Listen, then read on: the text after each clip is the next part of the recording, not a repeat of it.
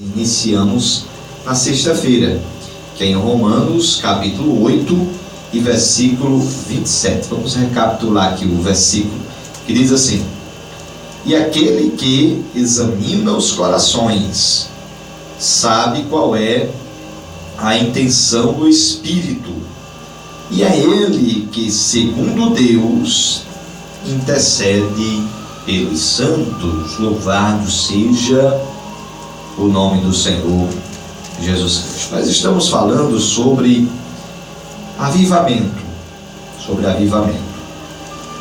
e o avivamento é muito importante na caminhada da igreja. A igreja deve almejar, a igreja deve desejar o avivamento. É o primeiro passo importante para que você se torne uma pessoa avivada, um crente avivado.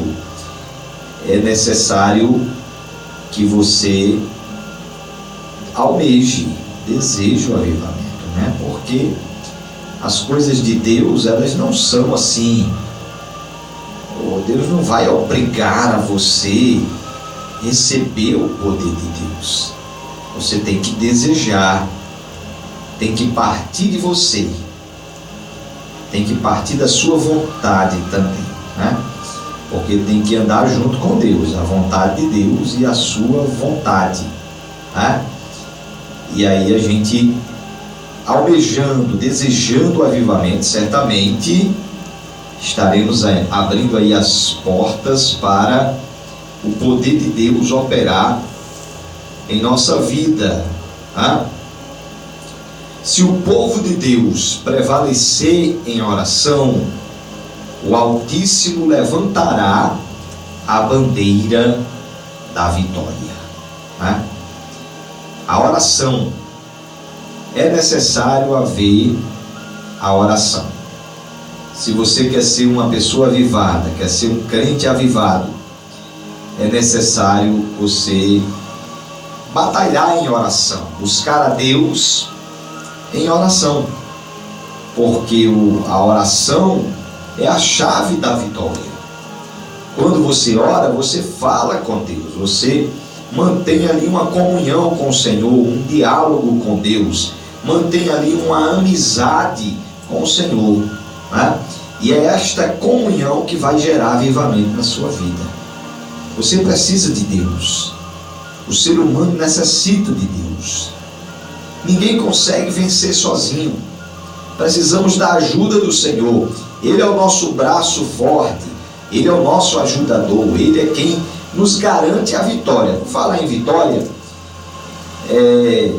em outra oportunidade nós vamos dar aqui mais aprofundamento sobre esse assunto, sobre o segredo do sucesso, porque você, para receber vitória da parte de Deus, nem só a oração vai resolver, né? A oração não vai resolver, tem outros passos também. Por exemplo, para você ter sucesso, o segredo do sucesso em primeiro lugar, você tem que ter Deus na sua vida. Depois, a vontade, você ter vontade. Diz que quem tem a vontade tem a metade, e é mesmo, né? Tem que ter vontade. E normas, obediência, conforme está em Josué. Depois a gente vai trazer aqui um aprofundamento nessa palavra sobre o segredo do sucesso. Nós vamos pregar aqui em Josué depois, Josué capítulo 1, versículo do 5 ao 9, e nós vamos trazer aqui a palavra bem devagarinho, sem pressa, né? Em Josué 1, do 5 ao 9, nós iremos meditar sobre o segredo do sucesso. Josué, ele tinha Deus em sua vida, né? Deus disse: assim como eu fui com Moisés, serei contigo. Aí ele tinha Deus. E quem tem Deus na frente, meu amigo, da batalha, quem está com Deus tem tudo. Quem tem Deus tem tudo. Quem não tem Deus não tem nada, não está com nada. Agora, quem tem Deus, meu amigo, quem tem Deus já tem muita possibilidade de alcançar sucesso na vida. Então tem que ter Deus, tem que ter a vontade, né? Deus dizia para Josué: tem de bom ânimo, Josué, seja animado, tenha vontade, seja tem a vontade de vencer, né? Tem aquele ânimo. E aí Josué, ele vencia as batalhas, porque ele tinha vontade. E tinha normas, tinha obediência a Deus. Deus dizia para Josué: não apartas da tua boca, não te apartes da tua boca o livro da minha lei, que é a Bíblia, né? Que é a palavra de Deus. E aí o segredo do sucesso, né? Ter Deus, ter vontade, normas e obediência. Mais para frente a gente vai, no outro dia, a gente vai trazer aqui uma palavra só sobre o segredo do sucesso para os nossos ouvintes. Voltando aqui ao avivamento, né? É necessário a oração. Nós precisamos clamar para que o poder do Espírito Santo nos capacite a orar, né? Tem que clamar a Deus, né? Para que o poder do Espírito Santo venha nos capacitar a orar, né? Muitas das vezes nós não oramos como convém, né? A maioria das vezes nós não oramos como é para orar mesmo, né? E aí o Espírito Santo age como um intercessor, né? A Bíblia diz aqui que é Ele, em Romanos 8:27, e é Ele que, segundo Deus, intercede pelos santos. Ele é o Consolador, outro Consolador. Aquele que Jesus disse: eu vou ao Pai, mas enviarei outro Consolador. Lembra disso? Que Jesus falou: eu vou ao Pai e enviarei outro Consolador. E esse outro Consolador é o Espírito Santo, né? O Espírito Santo é quem intercede pelos santos, pelos homens de Deus, pelas mulheres de Deus, quando eles entram em oração. E aí a nossa oração chega perfeita diante de Deus. Quando a gente ora ao Pai, em nome de Jesus Cristo, como Jesus ensinou, né? Que a nossa oração fosse feita ao Pai, fosse direcionada ao Pai, né? Você tem que orar para o Pai. A oração correta é essa. Você orar diretamente ao Pai, né? Quando você for entrar em oração. Aí quando você for pedir, você pede em nome de Jesus Cristo. Aí o que é que acontece no meio de tudo isso? Você vai orando ao Pai, em nome de Jesus Cristo, e tem o Espírito Santo que vai intercedendo por você, que vai aperfeiçoando a oração, que vai capacitando o crente a orar, que vai capacitando a pessoa a orar da maneira correta, da maneira certa. Somente o Espírito Santo é capaz de colocar em nosso coração o fardo da oração, entre aspas, né? Fardo da oração, entre aspas, porque fardo da oração pelas almas, né? Porque orar realmente é um privilégio. Você está falando com Deus, né? Você ter acesso à presença de Deus é um fardo, e é necessário dedicar tempo, um sacrifício, né? Principalmente quando nos ajoelhamos, e aí aquilo se torna um sacrifício. Você está ali reverenciando a Deus de joelhos. É o fardo da oração. Muita gente não quer orar, né? Não quer ser guerreiro de oração. Mas eu quero dizer para você que Deus, Ele está convocando homens e mulheres para se tornarem guerreiros de oração. Homens e mulheres que se interessem pelas almas perdidas, pelas vidas que estão aí perecendo. Olha quantas vidas, meu amado irmão, está aí perecendo, e você está perdendo tempo. Às vezes fica perdendo tempo com bobeira, com bobagem, né? Enquanto as almas estão aí caminhando para o inferno. E nós precisamos resgatar essas vidas de lá, E é necessário também guerrear em oração, não só guerrear levando a palavra para as pessoas, né? Não só guerrear levando a palavra, mas também guerrear em oração. Seja um guerreiro de oração. Deus está convocando soldados. Seja um guerreiro, seja uma guerreira do Senhor. Quantos guerreiros estão aí na peleja, batalhando? E olha, você não está só nessa peleja. O Pai, o Filho e o Espírito Santo está com você. Nós vemos aqui o texto aqui que o Espírito Santo está intercedendo. Você está orando ao Pai em nome de Jesus e o Espírito Santo está intercedendo. Toda a Trindade está envolvida na oração. Deus agindo de todas as formas através da oração, né? Nós precisamos do Espírito Santo na oração, pois é Ele que, segundo Deus, intercede pelos santos, conforme está em Romanos 8:27.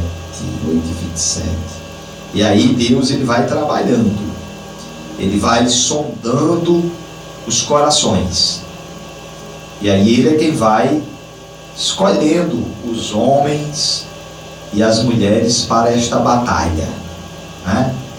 Estamos em um campo de guerra, onde o alvo é as almas das pessoas.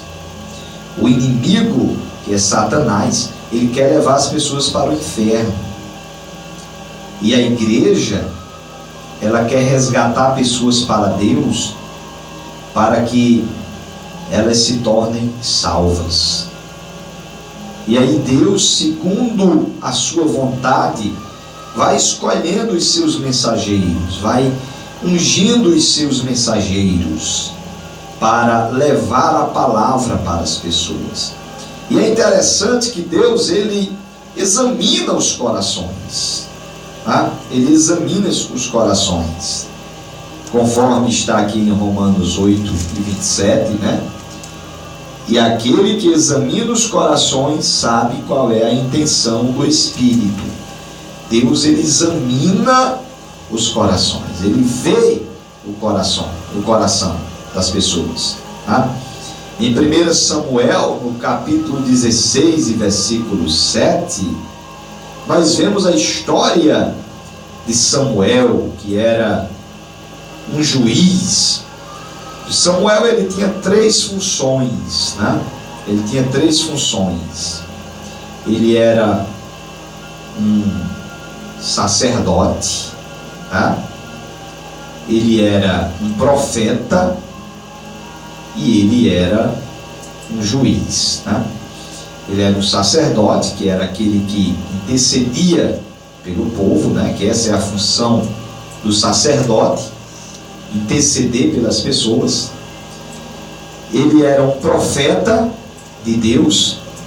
Um profeta é aquele que leva a palavra de Deus, né? No caso de Samuel aqui, ele tinha a revelação de Deus, a revelação da palavra, né? Ele falava a palavra de Deus para as pessoas.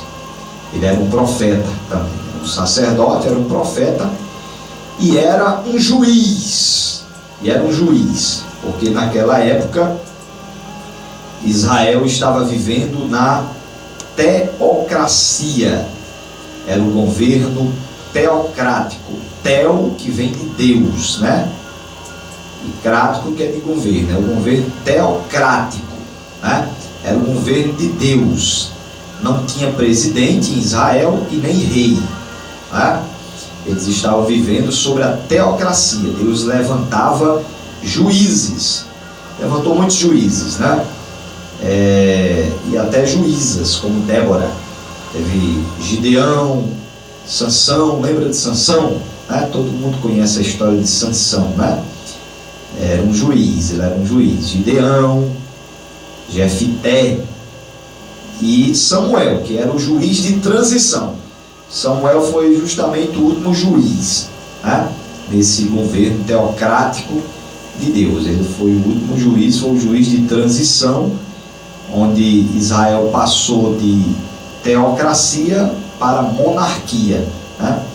Eles rejeitaram o governo de Deus. Deus disse a Samuel: Samuel, essas pessoas, eles não estão te rejeitando, mas eles estão rejeitando a mim, estão rejeitando o governo de Deus, que era o governo teocrático, que era o governo de Deus, né?